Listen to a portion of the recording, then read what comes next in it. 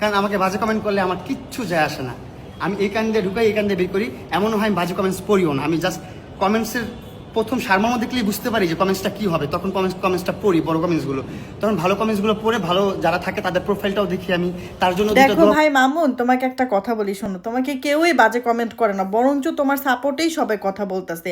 আর এখনই তোমার সময় সবার কাছে মাপ চাও, সাহায্য চাও, যে আমাকে আমাকে তোমরা একটু এই মহিলার থেকে অ্যাটলিস্ট বাঁচাও, ঠিক আছে? লায়লার থেকে আমাকে একটু বাঁচাও। সবার কাছে তুমি একটু আকুতি মিনতি করো। আমার এই ভিডিওটা যদি তুমি দেখো, তাহলে আমি তোমার উদ্দেশ্যে বলতেছি, সবাইকে বলো, কারণ সবাই তোমার সাপোর্টেই আছে।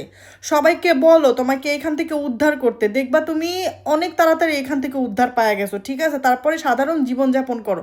শুধু শুধু এই প্যাচাল গোচালে না থাইকা অনলাইনে আইসা সবার কাছে হাত জোর করো যে প্লিজ সবাই আমার একটু একটু সাপোর্ট করেন, সবাই একটু আমার মাফ করেন, মানে এই মহিলার থেকে, এই মহিলার জাল থেকে আমাকে তাড়াতাড়ি বের করেন।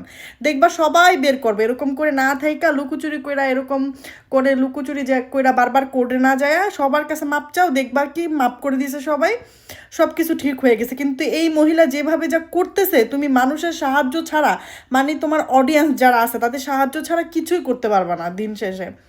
তো এর জন্য বলবো সবার কাছে আসো, আইসা একটু আকুতি মিনতি করো, দেখবা সবাই সাপোর্ট করতেছে, সব কিছু তোমার ঠিক করে দিছে, ঠিক আছে?